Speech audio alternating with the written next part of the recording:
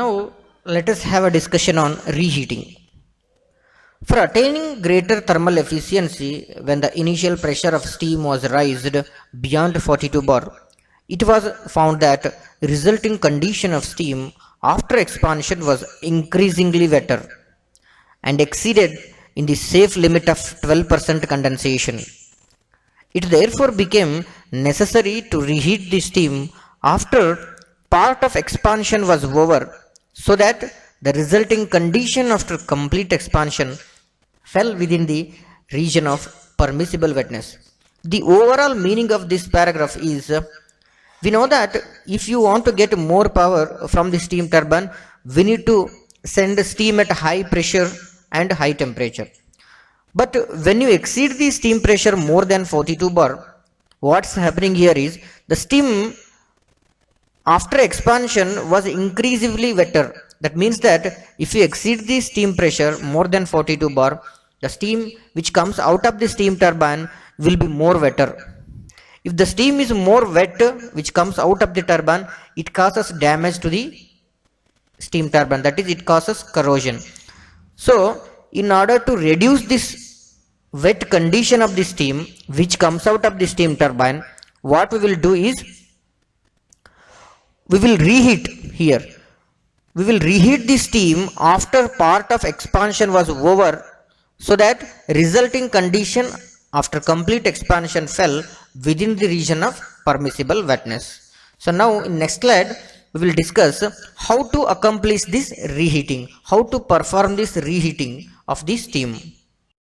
Now you can have a look at a schematic diagram of reheat cycle here. Okay, below figure shows a schematic diagram of a theoretical single stage reheat cycle.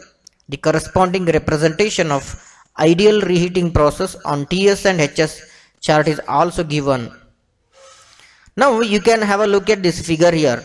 Refer to figure below which shows the formation of steam in the boiler. Here the steam at a state point 1, this point, at pressure P1 and temperature T1 enters the steam turbine. Okay, this steam at state point 1 enters the steam turbine and expands isentropically. Isentropically means reversible adiabatic process. That means that entropy throughout this expansion will be constant. So the steam enters the turbine and expands isentropically to a certain pressure P2, this P2, okay, and temperature T2. From this point 2, the whole of steam is drawn. See, from this point 2, the whole of the steam is drawn out of the steam turbine.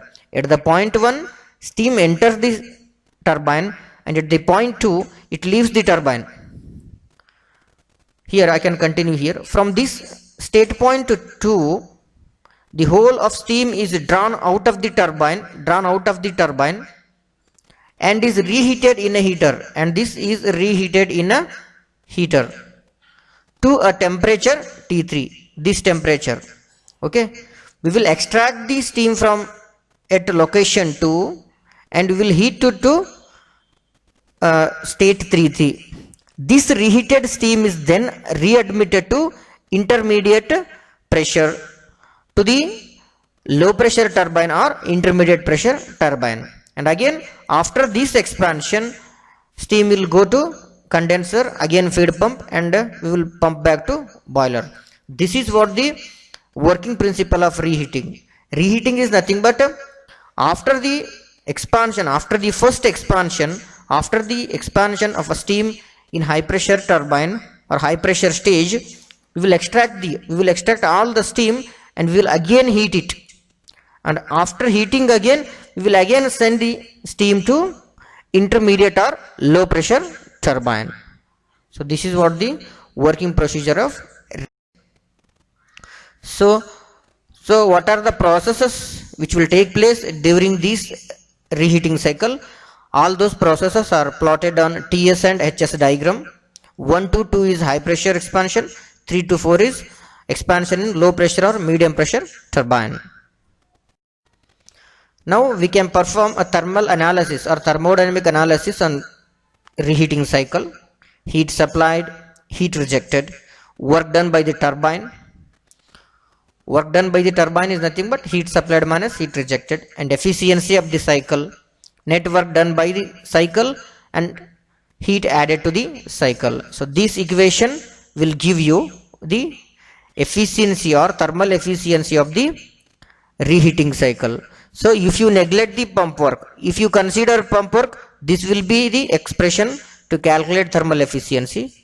If you neglect the pump work, usually we will neglect, and this will be the formula for efficiency of reheating.